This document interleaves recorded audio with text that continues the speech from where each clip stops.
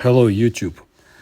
The northern lights, or the aurora borealis, are beautiful dancing ribbons of light that have captivated people for thousands of years.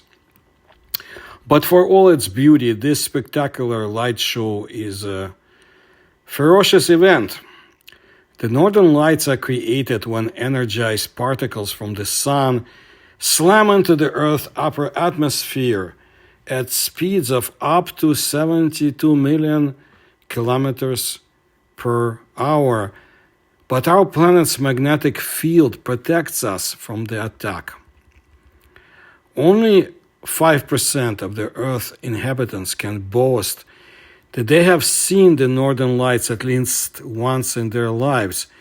Those who observed the anomalies closely related to the flaming sky are even fewer. And until recently, this helped scientists to deny what was well known to the inhabitants of the far north. The Saami people called the northern lights guovssahas, which means the light that is heard. Indeed, many Arctic explorers have talked about whistling, cracking, rustling, grinding, creaking, and even musical sounds accompanying the glow in the sky. Scientists claim that this was just a vivid illusion. Observers' reports of noises allegedly heard when aurora borealis appeared should be attributed to subjective sensations. Other experts thought that the sounds of the northern lights were mistaken for the rustle of the ice crystals formed when breathing in extreme cold air. The Yakuts called it the whisper of the stars, but the rustle is heard only when the temperature drops below minus 40 Celsius degrees, whereas the sounds of the northern lights are heard in less severe frosts. Various ethnicities living in the far north confidently say that the northern lights are not a silent sight. Not only the Saami, but also the Inuit, Tlingit, and the Aleut have legends on this subject. European scientists of the 19th, 20th centuries, of course, were not going to take this story seriously. According to the famous geographer Alexander von Humboldt, the noise of the aurora borealis currently raises extreme doubts, since the evidence of Greenlandic sledge riders and the Siberian fox hunters is no longer accepted unconditionally. The northern lights have become quieter since they began to study it more carefully with the eye and the ear. Since science did not recognize the evidence of the Aborigines, or the native inhabitants, other scientists began to interview Europeans with good scientific training who lived beyond the Arctic Circle or had participated in Arctic expeditions. In 1885, the Norwegian geophysicist Sophus Stromholt sent such people a questionnaire with questions about the northern lights, which also mentioned sounds. 64% of the respondents assured that it really sounds, they hear sounds. Norwegian scientists, who cannot be blamed for their inability to observe natural phenomena, continue to report such sounds. Another survey in Canada, conducted in 1933, gave similar results. 78% of those who bothered to send answers wrote that they had heard them. Of course, skeptics can also be understood. Already in the 19th century, it became well known that the northern lights are formed at a great height, altitude, in the rarefied layers of the atmosphere where there is practically no air. The most common type of auroras, arcs, appears at altitudes of 105 to 565 kilometers, and fluttering curtains at the altitude of about 113 kilometers. The maximum altitude at which the celestial lights are lit is about 1,000 kilometers, and the minimum is about 80 kilometers. Sound at such altitudes, at a pressure almost indistinguishable from vacuum, is unable to arise or descend into the lower layers of the atmosphere. The task was not made easier by the fact that not every northern light is accompanied by sounds. According to Dr. Hjaltalin, they are heard in about 6 auroras out of 100.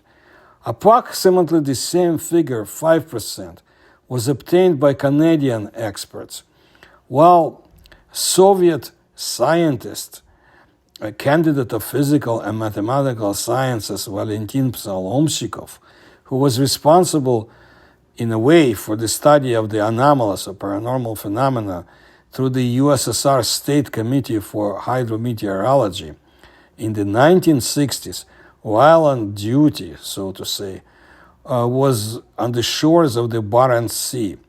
The experiments he was conducting at the time required him to walk almost a kilometer away from the weather station in order to get rid of the interference caused by the electric network. An off-duty meteorological engineer worked with him.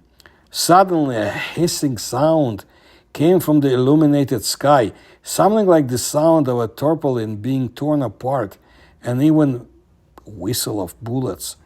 Whistling and hissing accompanied the fluttering curtains, and the tearing tarpaulin was heard when rays appeared.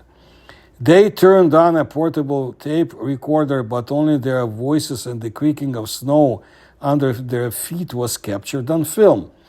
Western geophysicists also mentioned the failures of attempts to record the sounds of the northern lights on tape recorders. Professor Tom Halleman noted that from a scientific point of view, sounds are incredible, but nevertheless people hear them. Psalomshikov came to the conclusion that the sounds of the lights do not spread through the air. They are electromagnetic in nature and are perceived by brain directly, bypassing the ears.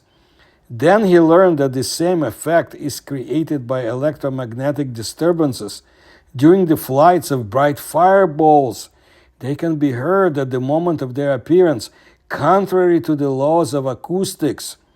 Western scientists have proven that electromagnetic waves of certain frequencies are perceived by the brain as noise or loud buzz, but this hypothesis was not confirmed either.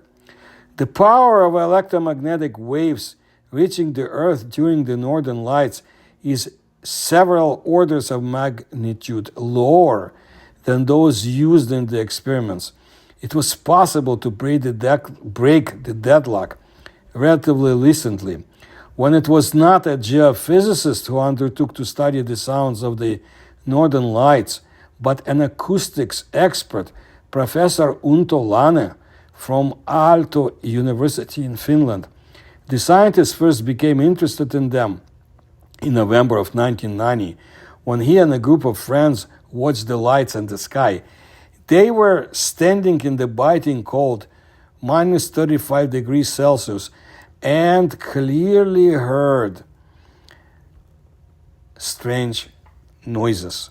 Fortunately for Unto, in 1999, the Aurora Acoustics projects did not use ordinary tape recorders as before, but highly sensitive microphones.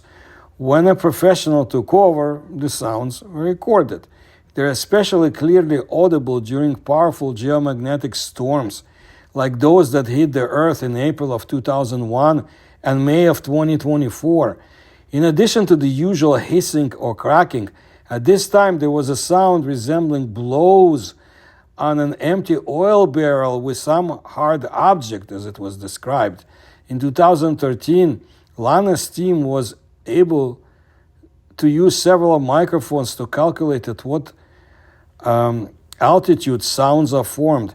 It turned out that they come from an altitude of 70 to 75 meters above the ground and not from almost cosmic heights. They compared the calculations with data on changes in air temperature with altitude for that day, provided by the Finland Meteorological Institute. It turned out that the altitude calculated by scientists coincides with the temperature inversion layer. This is a state of the atmosphere in which a layer of warm air is located on top of a layer of colder air below it.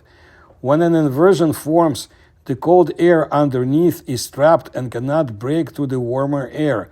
Inversions are usually observed at night when the earth cools faster than the air.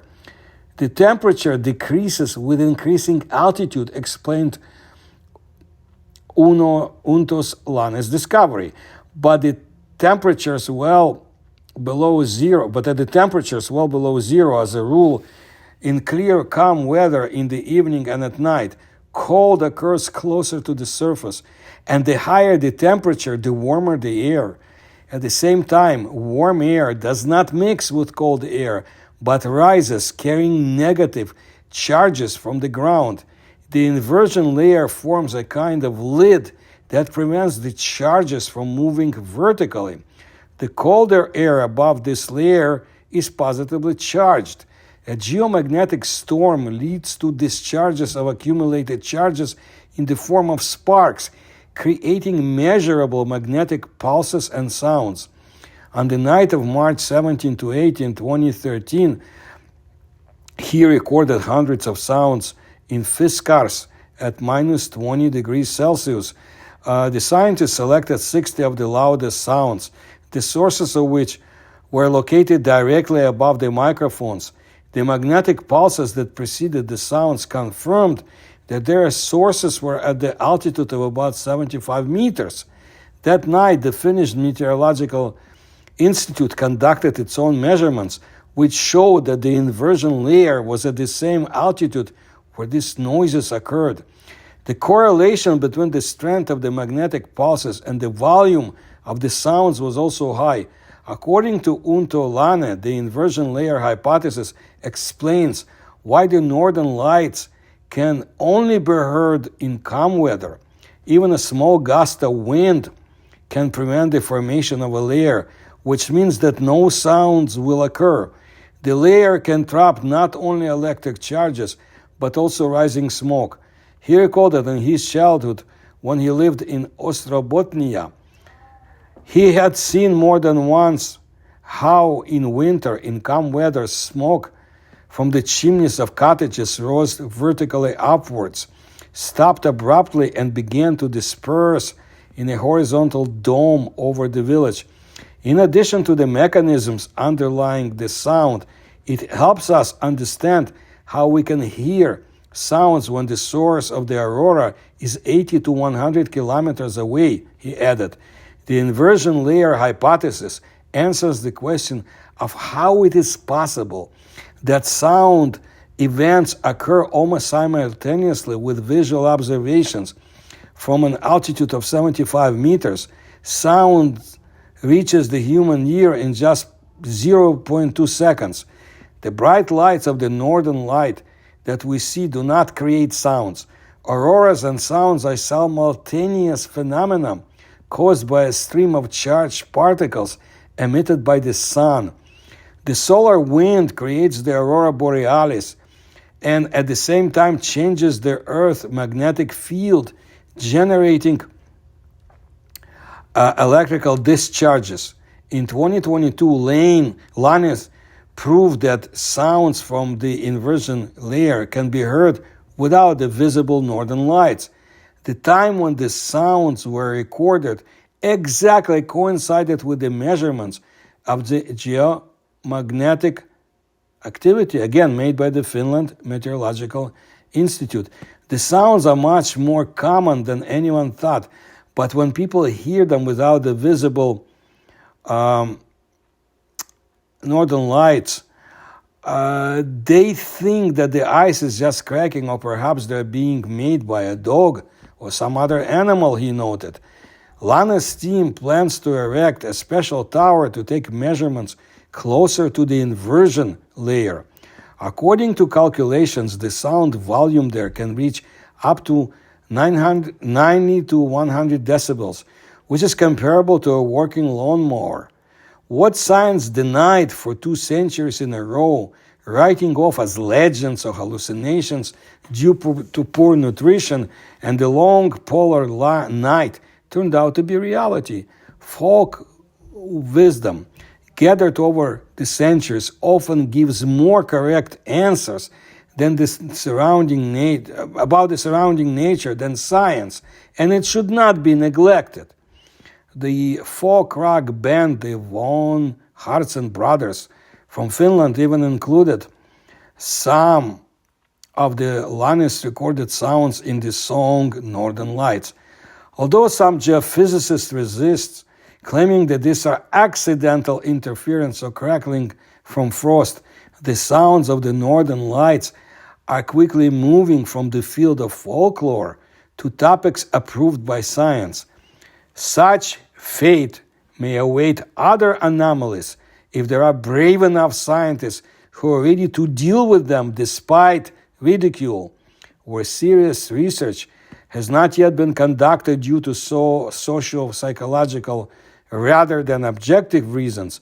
The most amazing discoveries are possible. This is what I wanted to let you know today, and I must reference and give credit to the work of the brilliant Russian UFO researchers and author of numerous books, whom I always try to promote, Mikhail Gerstein of St. Petersburg. And of course, I refer to Valentin Solomshikov, the late brilliant Russian scientist, whose discoveries I talk about in my other videos too. So I want to thank you for your attention to my work. If you can support my research, you will find the links on how to do it in the description to this video. Please like my videos. Please tell others about my work.